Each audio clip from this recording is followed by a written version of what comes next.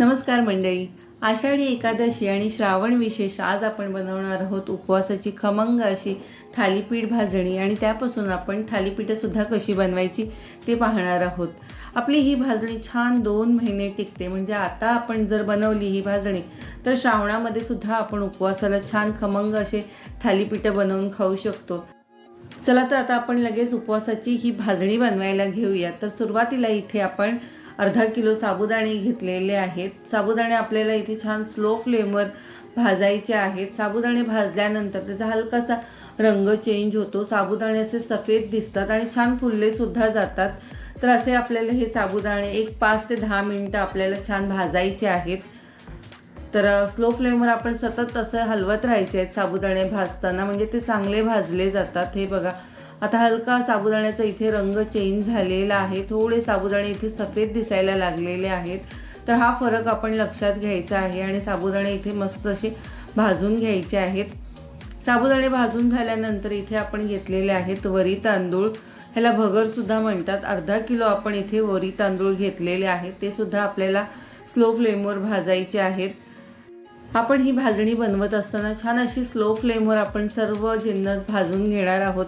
त्यामुळे आपली इथे भाजणी छान 2 महिने तरी व्यवस्थित टिकते, काहीच होत नाही. म्हणून आपण ही सर्व जिन्नस बघा मस्त स्लो फ्लेमवर आता आपण इथे वरी तांदूळसुद्धा भाजून घेतलेले आहेत. तर आता ते सुद्धा आपण आता काढून घेऊया. तर आता आपण ह्यामध्ये घेऊया पाव किलो राजगिरा. तर राजगिरा सुद्धा आपल्याला इथे स्लो फ्लेमवर भाजायचा आहे आणि राजगिरा आपण भाजताना तो छान असा फुलला जातो. त्याच्या लाह्या होत्यात थोड्या थोड्या, अशा आपल्याला इथे राजगिरा भाजून घ्यायचा आहे. तरी बघा आपण सतत हलवत असं आपण छान इथे सगळे जिन्नस भाजून घेतलेले आहेत. तर एक 5 ते 10 मिनटामध्ये आता इथे राजगिरासुद्धा आपला छान भाजला जाणार आहे. हे बघा मस्त राजगिरा इथे भाजला गेलेला आहे. तो सुद्धा आता आपण इथे काढून घेऊया. आणि आता शेवटी आपण ह्यामध्ये 2 चमचे जिरं घेतलेलं आहे. जिरंसुद्धा इथे आपल्याला हलकं असं भाजून घ्यायचं आहे आणि गॅस इथे बंद करायचा आहे आणि गरम कढईमध्ये फक्त आपल्याला जिरं इथे हलकं असं भाजून घ्यायचं आहे. आणि आता हे बघा जिरंसुद्धा मस्त असं भाजून झालेलं आहे. तर आता सर्व आपले जिन्नस थालीपीठाचे भाजून झालेले आहेत. तर आता हे आपण मिक्सरमध्ये किंवा चक्कीमध्ये दळून आणायचे आहे. थोडं सरसरीतच असं हे आपल्याला दळून आणायचं आहे. तर हे बघा मी इथे मिक्सरमध्येच ही भाजणी दळून घेतलेली आहे. छान ही बघा मस्त भाजणी झालेली आहे. ही आपण एअरटाईट बरणीमध्ये भरून ठेवायची आहे आणि मस्त श्रावणामध्ये सुद्धा आपण ह्याचे थालीपीठ बनवून खायचे आहेत. चला तर आता आपण ह्याचे थालीपीठ कसे बनवायचे ते बघूया. तर इथे मी 3 मोठे चमचे ही भाजणी घेतलेली आहे. आता ह्या भाजणीमध्ये आपले एक 5 थालीपीठं मोठ्या साईजमधले होऊन जातात. आणि ह्यामध्ये आता एक मोठ्या साईजचा बटाटा किसून घेतलेला आहे. बटाटा इथे आपल्याला किसूनच घ्यायचा आहे. आणि इथे मिरची आणि आल्याचा ठेचा बनवून घेतलेला आहे. थोडंसं दाण्याचं कूट आपल्याला इथे भाजलेल्या दाण्याचं कूट घालायचं आहे आणि चवीनुसार थोडंसं मीठ घालायचं आहे आणि वरून थोडी अशी कोथिंबीर घालायची आहे.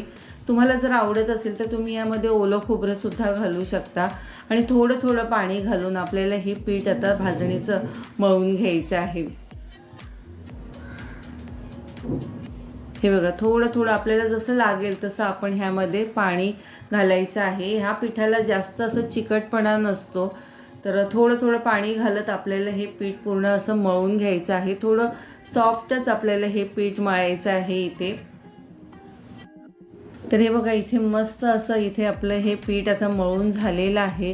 जर तुमच्याकडे वेळ असेल तर तुम्ही एक 5 ते 10 मिनटासाठी हे पीठ झाकून ठेवा आणि त्यानंतर बनवा, म्हणजे पीठ थोडं सॉफ्ट होईल. तर आता मी तुम्हाला हे लगेचच बनवून दाखवते. आता हे इथे आपण थोडंसं पीठ घेतलेलं आहे, त्याचा गोळा बनवून घेतले आणि पोळीपाटावर ओला रुमाल ठेवायचा आहे आणि इथे आपल्याला थालीपीठ थापून घ्यायचं आहे. जसं आपण भाजणीचे थालीपीठ बनवतो त्याप्रमाणेच आपल्याला हे सुद्धा थालीपीठ बनवायचे आहेत. ह्या पिठाला जास्त असं चिकटपणा नसतो, त्यामुळे ह्याच्या साईडच्या कडा बघा थोड्याशा अशा फाटल्यासारख्या वाटतात. पण आपण थोडंसं पाण्याचा हात लावत ह्या कडा अशा चांगल्या आतल्या साईडला घ्यायच्या आहेत आणि छान असं गोल आकार आपण इथे थालीपीठ हे थापून घ्यायचं आहे. आणि हे बघा इथे आता मस्त पातळ असं आपण इथे थालीपीठ थापून घेतलेलं आहे. त्याला बोटाने असे थोडे गोल अशी छिद्र द्यायचे आहेत, म्हणजे आपण जेव्हा थालीपीठ भाजतो त्यावेळेला ते छान भाजलं जातं. आणि असा रुमाल आपण तव्यावर घालायचा आहे आणि थालीपीठ तव्यावर सोडायचं आहे आणि वरून आपण थोडंसं तूप सोडायचं आहे आणि खमंग असं थालीपीठ इथे आपल्याला भाजून घ्यायचं आहे. तुपामुळे चव खूप छान येते थालीपीठाला. साईडनी सुद्धा सोडायचं आहे, म्हणजे मस्त इथे थालीपीठ भाजलं जाईल. तर आता हे एका साईडला थालीपीठ भाजते, तर दुसऱ्या बाजूला आपण दुसरं थालीपीठ लगेच बनवायला घ्यायचं, म्हणजे पटापट इथे आपले थालीपीठ बनवून सुद्धा होतात. हे बघा, इथे थोडंसं पाण्याचा हात लावायचा आहे आणि हे आपण थालीपीठ मगाशी दाखवल्याप्रमाणे थापून घ्यायचं आहे. साईडच्या कडा ज्या चीर गेलेले असते ते थोडं आतल्या बाजूला घालायचे आहेत आणि मस्त पातळ असं थालीपीठ इथे आपण थापून घ्यायचं आहे. तर मस्त हे थालीपीठ चवीला सुद्धा खूप छान होतात. तर एका बाजूने आपलं हे थालीपीठ आपण बनवून घेतलेलं आहे आणि दुसऱ्या बाजूला आपलं थालीपीठ छान स्लो फ्लेमवर आपण भाजत ठेवलेलं आहे. ते पण बघा छान मस्त एका बाजूनी भाजलेलं आहे. तर दुसऱ्या बाजूने सुद्धा आपल्याला ते भाजायचं आहे. थोडंसं तूप पुन्हा घालते, म्हणजे छान असं खरपूस असं आपलं हे थालीपीठ भाजून तयार होतं.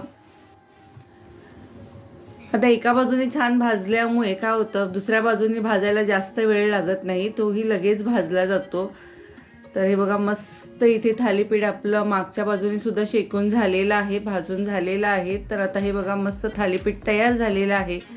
मस्त उपवासाची हिरवी चटणी, दही यासोबत हे थालीपीठ खायला खूप छान लागतं. मगाशी दाखवल्याप्रमाणे हे थालीपीठसुद्धा आपण तव्यावर असे घातलेले आहेत आणि थोडंसं तूप सोडायचं आहे आणि छान असं खरपूस दोन्ही बाजूंनी हे थालीपीठ भाजायचे आहेत आणि झटपट इथे हे आपले उपवासाची थालीपीठ तयार होतात. जर भाजणी बनवून ठेवली तर थालीपीठ बनवायला फार वेळ लागत नाही. तर या उपवासाला तुम्ही सुद्धा मस्त अशी भाजणी बनवा आणि छान असे थालीपीठ बनवून खा. आणि तुम्हाला ही आपली थालीपीठाची रेसिपी कशी वाटली हे व्हिडिओमध्ये मला नक्की कमेंट करून सांगा. आणि व्हिडिओ आवडल्यास नक्कीच आपल्या व्हिडिओला जास्तीत जास्त लाईक करा, शेअर करा आणि आपल्या चॅनलवर नवीन असाल तर चॅनलला सबस्क्राईब करायला विसरू नका. चला तर पुन्हा भेटूया अशा मस्त नवनवीन रेसिपीसोबत. तोपर्यंत बाय.